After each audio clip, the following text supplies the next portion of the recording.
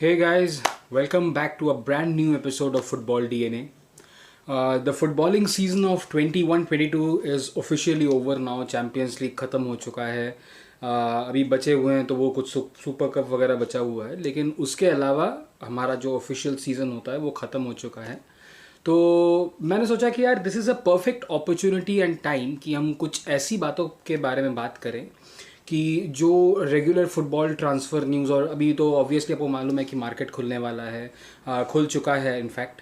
तो उसके बारे में बातें होंगी और ट्रांसफ़र न्यूज़ और अपडेट्स के बारे में मैं आपको बताता रहूँगा. जब कोई कॉन्क्रीट कुछ आएगा, कुछ ऐसे रैंडम रूमर्स के बारे में बात करने से कोई मतलब नहीं है. तो प्रॉपरली जब आएगा तब कुछ बात करेंगे उस बारे में.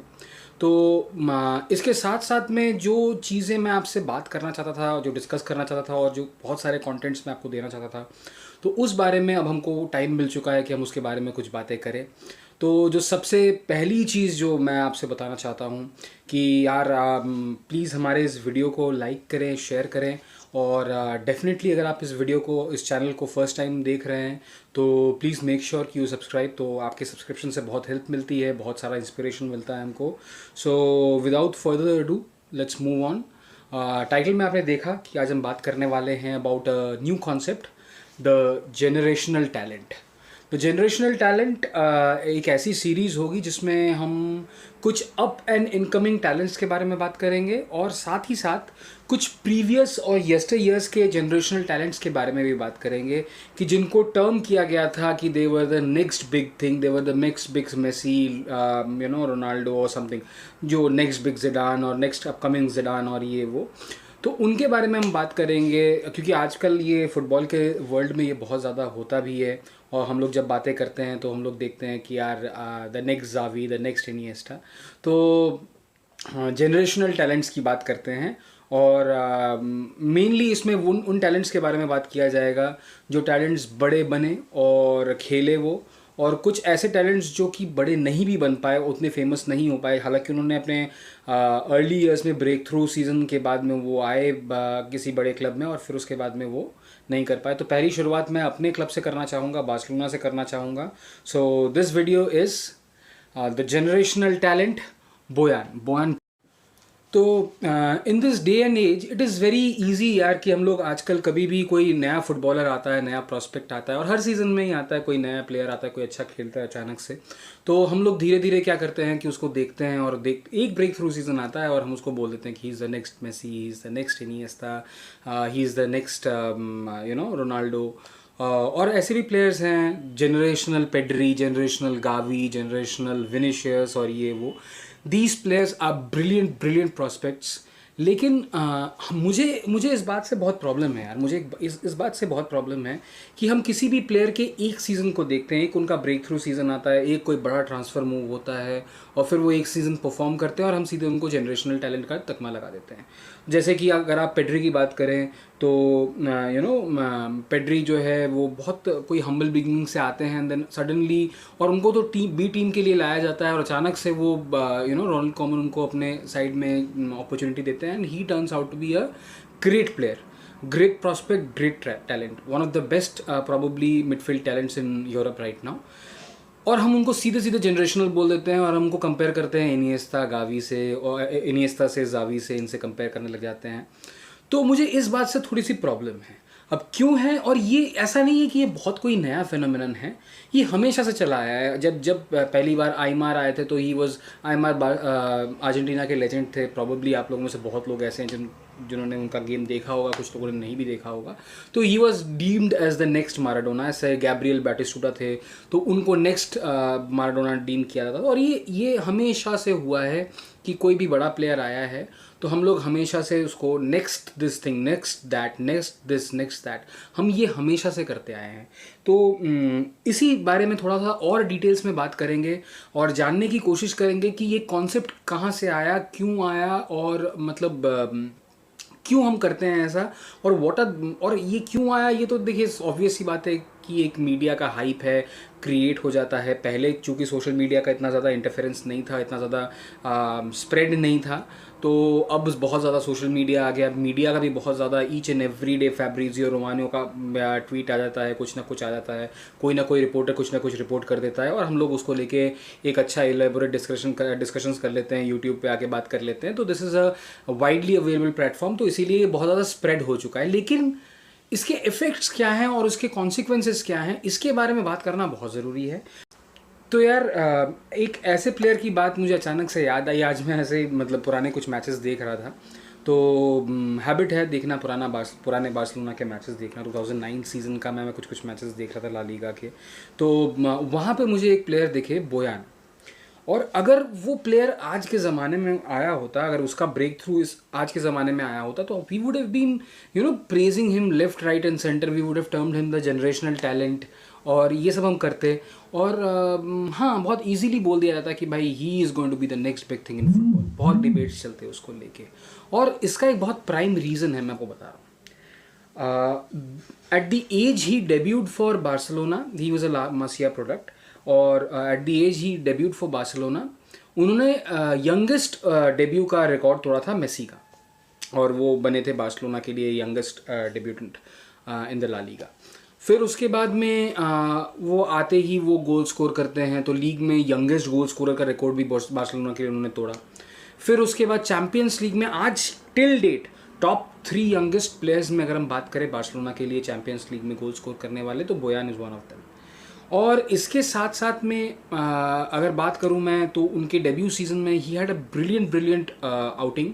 और पेप ग्वार्डियोला के अंडर में 2007-8 में भी फिर वो आए, थोड़ा अच्छा खेला। और वेरी फर्स्ट सीजन, ठीक है ना, उन्होंने अपने डेब्यू सीजन में 10 गोल स्कोर किए। और राउल भाई, द रियल मैड्रिड लेजेंड, उनके रिकॉर्ड को तोड़ा उन्होंने। और this was probably a phenomenal achievement on the part of Bojan. और हाइप बनी उनके अराउंड, और सबको लगने लगा कि भाई वो striker, as a striker he will be the Barcelona का वो फ्रंट राइडेंट में वो he will be a part of that. And things started to build on from there. अगले सीज़न में बार्सिलोना में, ये 2008-9 की सीज़न की बात करूँ मैं, तो 2008-9 के सीज़न में भी ही had a very good season. And champions League में 2009 के चैम्पियंस लीग में बहुत सारे क्रूशल इंपॉर्टेंट गोल्स उनके थे। और एक मुझे अभी भी याद आ रहा है, डानी अल्वेस का एक, he had a cross over there, and Bojan ने स्कोर किया था। तो it was a good season for him 2008-9 season. 9-10 में भी उन्होंने अच्छा परफॉर्म किया। 9-10 में भी पहले फर्स्ट हाफ ऑफ सीजन थोड़ा सा इंजर्ड थे, उसके बाद में लास्ट 12 ला लीगा के गेम्स में उन्होंने 8 गोल स्कोर किया।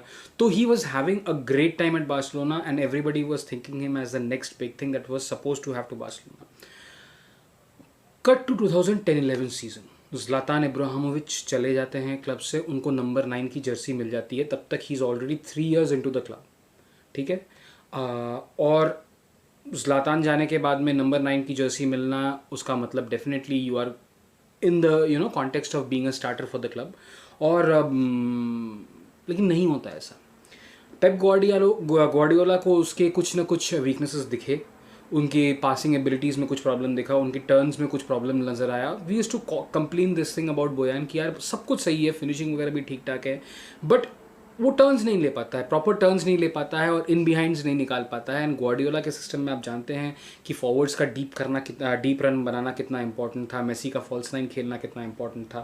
तो पैकिंग ऑर्डर में अब मेसी को अब वो बीट नहीं कर सकता था। और फिर उसके बाद में क्या कहते हैं, बार्सिलोना के पास में पेड्रो आ गए थे, ठीक है ना, फिर सैमुएल एटो भी थे, फिर उसके बाद में next season they had David विया एज वेल।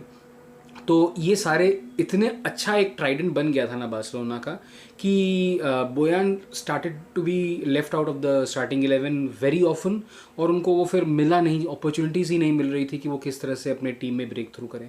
तो 2010-11 season was a horrible season for Bojan. He couldn't play, he couldn't get minutes, he couldn't get enough minutes, और स्टार्ट्स भी नहीं मिल रहे थे उनको। तो फिर धीरे धीरे बार्सिलोना को लगा कि भाई हमको इस प्लेयर को सेल कर देना चाहिए। और next thing we know, Bojan is off from Barcelona. लेकिन जाने से पहले उनका मुझे भी याद है, he played almost 104 games, I remember, as much as I remember. Stats देखा नहीं है यार, तो out of the top video बना रहा हूँ, तो please pardon me if there is some mistake, but 100 games उन्होंने खेले हैं, ये तो मैं कंफर्म हूँ, 104 गेम्स मोस्ट प्रोबेबली। तो वो गेम था सेविया के अगेंस्ट में, और बार्सिलोना ट्रेल कर रही थी 1-0 पे, एंड बोयान आते हैं, Bojan is there on the pitch, and एक डानी एल्वेस जो है ना, राइट विंग से एक क्रॉस निकालते हैं, और बोयान का it's a beautiful shot and he had it, and वो गोल स्कोर करते हैं, and that was his last goal for Barcelona. उसके बाद वो बार्सिलोना के लिए खेले, लेकिन आए बार्सिलोना में, लेकिन कोई फ़ायदा नहीं हुआ, वो खेल नहीं पाए। So that was his thing, और that was his last goal contribution. Total 100 games में 26 गोल उन्होंने मैनेज किए फॉर द लीग, और it was a decent enough stat, but जितना उनके अराउंड हाइप था कि भाई वो जितने बड़े प्लेयर बन सकते हैं, तो दैट समहाउ वाज अफेक्टेड, उनका परफॉर्मेंस उस लेवल का नहीं था। तो कट टू 2011-12 सीज़न, उसमें जो है बार्सिलोना ने उनको बेच दिया $12 मिलियन में, और क्या कहते हैं, वो एंटर गए, और वहाँ जाके 33 गेम्स में मेरे हिसाब से 7 गोल्स उन्होंने स्कोर किए। Very pretty average season for a striker, और एक सीज़न में बहुत ज़्यादा कोई नोटेबल कंट्रीब्यूशन नहीं था उनका। फिर वहाँ से वो लोन ऑफ कर दिए जाते हैं एसी मिलान में, और फिर वहाँ जाके उनका परफॉर्मेंस और ख़राब हो जाता है। वहाँ 33 गेम्स में वो शायद तीन गोल स्कोर करते हैं, कोई बहुत ज़्यादा नोटेबल कंट्रीब्यूशन बोयान का नहीं था उस पर्टिकुलर सीज़न में। 13-14 सीज़न में बार्सिलोना उनको वापस ख़रीद लेती है, वही कोई 8-10 मिलियन डॉलर्स के प्राइस पे, और पूरे सीज़न उनको एक भी गेम नहीं मिलता है। नो डाउट, रिमेंबर दिस कि भाई उस टाइम पे ऑलरेडी लपोर्ता जा चुके हैं, और बार्सिलोना अपने वो प्रॉब्लली अपने ख़राब सीजन फेज़ में एंटर कर रही है। हमने एक 12 मिलियन से एक प्लेयर ख़रीदा, और हमने उस प्लेयर को पूरे सीज़न एक भी मिनट नहीं दिया, और हमने उसको पूरे बेंच प्लेयर बना के रख दिया। तो दिस शोड कि हम लोग कहीं ना कहीं हम लोग वहाँ पे वो गलतियाँ करना शुरू कर चुके थे। खैर that's a subject for another video. 2014 season में हमने उनको आयाक्स में लोन कर दिया। ही had a poor season, 4 goal score किए पूरे सीज़न में, और वही द एवरेज परफॉर्मेंसेस कंटिन्यूड। और फिर आयैक्स के बाद में फिर कभी वो ज़्यादा वो कुछ परफॉर्म कर नहीं पाए, और स्टोक्स में खेले, और finally he ended his career at Vissel Kobe. तो the point of this video is not to discuss the career of Bojan. This point of this video is actually to talk to you people about putting tags on people, on prospects and international talents that we are getting. हम क्या होता है, हम बहुत जल्दी किसी भी player को टर्म कर देते हैं कि he is a generational talent, he has this potential and he will be the next big thing in football. And आपको ये पता समझना चाहिए कि यार ये फुटबॉलर्स जो है ना बहुत हम्बल बिगिनिंग से आते हैं, ऐसे फैमिलीज से आते हैं जिनको प्रॉबेबली शायद अच्छे ढंग से वो न्यूट्रिशन भी अपनी फैमिली उनको प्रोवाइड नहीं कर पाती है। फिर कट टू दैट वो आते हैं, अब 16-17 साल की उम्र में वो किसी क्लब को ज्वाइन करते हैं, और आके सीधे वो 70,000 80,000 लोगों के सामने परफॉर्म करने लगते हैं। यार एक 17 साल के लड़के में अगर मैं अपनी बात करूं तो 17 साल का एक लड़का प्रॉपरली सीधे मुंह 10 आदमी के सामने बात भी नहीं कर पाता है यार, वो उनको 70,000 लोगों के सामने खेलना पड़ता है। And then they have those luxuries contracts, lifestyle etcetera etcetera, पैसे, बहुत पैसे आते हैं, ठीक है ना। और ये पैसा जैसे एक अच्छी चीज़ है, वैसे एक प्रॉब्लमेटिक चीज़ भी इस तरह से है कि यार उस पर प्लेयर्स पे बहुत अननेसेसरी प्रेशर भी आने लग जाता है। सब उनसे ये एक्सपेक्टेशन करते हैं, सब उन पे ये हाइप बना देते हैं कि यार ये बहुत बड़ा कुछ बनने वाला है। और हम लोग ये करते हैं, और ये we do this thing, we give them big salaries and etcetera etcetera. हमें ये समझना पड़ेगा कि यार ये प्लेयर्स बहुत छोटे हैं उम्र में, और वो बहुत ज़्यादा कुछ नहीं खेले हुए हैं। और हम क्या है, हम एज फैंस हम लोग 2 यूट्यूब के रील्स देखेंगे, हम उनके कुछ पासिंग स्किल्स के कुछ वीडियोस देखेंगे, और क्या कहते हैं 2-3 और ऐसे यूट्यूब में शॉर्ट वीडियोस देखेंगे, और हम ओपिनियन बना लेते हैं कि यार ये प्लेयर ऐसा है, वो प्लेयर वैसा है, और उसको लेके एक बहुत बड़ा हाइप बना देते हैं। डार्विन नूनेस को लेके बहुत बड़ा हाइप बना हुआ है, ठीक है ना। Maybe he is a great player, ठीक है। Kylian Mbappe, he is currently one of the best players in the world right now, but जब वो मोनाको से आए थे PSG, 170 freaking million, that was too much of money to pay for somebody. फिर बात करते हैं अभी आज की डेट में डेक्लन राइस की बात कर लें। Declan rice is a great player, but $100 million for a defensive midfielder, I don't think so it's worth it. तो ये जो पैसा हम एसोसिएट कर देते हैं ना उनके साथ में, उनके नाम के साथ में, तो कहीं ना कहीं वो बहुत बड़ा बन जाता है। वो हम लोग फिर उससे हम लोग बहुत एक्सपेक्टेशंस लगाने लग जाते हैं उनके स्किल्स को। हम लोग सर्जिनियन डेस्ट जब बार्सिलोना आया था तो मुझे याद है कुछ ऐसे वीडियोस फ्लोट हो रहे थे in the Barca fan circle कि यार वो ऐसे ड्रिबल करता है, ये करता है, वो करता है, and with Messi he is going to do this and that. But क्या हुआ finally, what will you say? Dest had 2 average seasons at Barcelona, that's it. Apart from that, he is now starting to find some form and rhythm under Xavi, but apart from that he had very average and decent seasons, that's it. तो ये जो हम unnecessary pressure एक player पर डाल देते हैं ना, ये उनके डेवलपमेंट को हैम्पर करता है, ये उनके बड़े बनने को हैम्पर करता है। तो रादर देन फोकसिंग ऑन कि वो प्लेयर को हम कुछ इमोर्टलाइज करने लग जाएं किसी लेवल पे जाने के बाद में, मेरे हिसाब से एक प्लेयर जब आता है तो उसको कम से कम 2 या 3 सीज़न दें ताकि वो परफॉर्म करे थ्रू आउट हिज करियर, और कुछ अपना कुछ बनाएं, कुछ तैयार करें, और फिर then you start comparing him with big people. और कंपैरिजन तो आता ही नहीं है यार, हर प्लेयर अपने जनरेशन पे खेलता है यार। Football is not like 100 metre race, football is a marathon, ठीक है ना। और फुटबॉल एक रिले रेस है, मैराथन से भी ज़्यादा फुटबॉल एक रिले रेस है, जिसमें जैसे अगर इफ़ यू कंपेयर कि जैसे जब माराडोना जो चले थे उन्होंने एक लेगेसी क्रिएट की, और उनके देखा देखी एक 8 साल के 9 साल के बच्चे के, रोजारियो के बच्चे को लगा कि यार मैं भी फुटबॉल खेल सकता हूँ, and then he became Lionel Messi. Not the next Maradona but the Lionel Messi. तो मेरे हिसाब से वो जो बैटन मैराडोना ने पास किया था, मेसी उसको आगे बढ़ा रहे हैं, और हो सकता है कि मेसी जिस बैटन को किसी और को पास करेंगे फिर वो बैटन कोई और आगे लेके जाएगा, and this is how sports improves. अगर हम अननेसेसरी ऐसे ही प्रेशर डालने लग जाएंगे, $1 million कॉन्ट्रैक्ट्स ऑफर करने लग जाएंगे, इवन मैं पीएसजी के लिए बोलता हूँ यार, इतने millions and millions of dollars pay कर रहे हैं for players who are not even properly 22-23 years of age, तो वो चीज़ शो करता है कि हम उन पर बहुत ज़्यादा ऐसा एक हाइप और स्ट्रेस डाल देते हैं, और फिर उससे क्या होता है ना कि उनके अगर वो किसी भी एक छोटे गेम पे कहीं पे भी अंडर परफॉर्म करते हैं, फिर वी स्टार्ट बैशिंग देम, और इससे उनके कॉन्फिडेंस को बहुत ज़्यादा नुकसान होता है। तो एक प्लेयर के लिए कमबैक करना और वो वो एफर्ट्स डालना वो बहुत मुश्किल हो जाता है। He can't even afford to have one single bad game, क्योंकि फिर उसका वो बैशिंग शुरू हो जाता है। Messi and Ronaldo managed it. I don't know how. That's why they are probably the greatest footballers to have ever played football. But हमें ये समझना पड़ेगा कि अगर हमने ये चीज़ बंद नहीं किया, इवन क्लब्स ने ये चीज़ें बंद नहीं की, तो there will be a time कि भाई हमें ऐसे ऐसे प्लेयर्स जो जनरेशन को शेप करें, जिन्हें हम फाइनली बोल सकते हैं कि यार ये जनरेशनल प्लेयर्स थे, हैं नहीं, जनरेशन प्लेयर्स होते नहीं है, वो होते थे, वो ख़त्म कर देते हैं for a period of 15-16 years, 10-12 years, वो जनरेशन को शेप करते हैं, देन वी कैन कॉल कि यार ये जनरेशन प्लेयर्स हैं। तो क्योंकि तब जाके हम बोल सकते हैं कि यार ये प्लेयर ऐसे हैं या वैसे हैं। तो अगर हमने ऐसा करना बंद नहीं किया तो भाई ऐसे प्लेयर्स आना बंद हो जाएंगे भाई, क्योंकि याद रखें, for every Boyan, for every लेंटिनी, ऐसे बड़े बड़े प्लेयर्स जो बन सकते थे बड़े players, there is only one Cristiano Ronaldo, there is one Lionel Messi, there is one Zinedine Zidane, there is one Xavi, there is one Iniesta। तो ऐसे ये जो प्लेयर्स हैं ना जिन्होंने जनरेशन को शेप किया, ये क्वांटिटी में बहुत कम है। For every 1000 of player there is only one player in that comparison. तो हमें भी ये चीज़ें समझनी पड़ेंगी।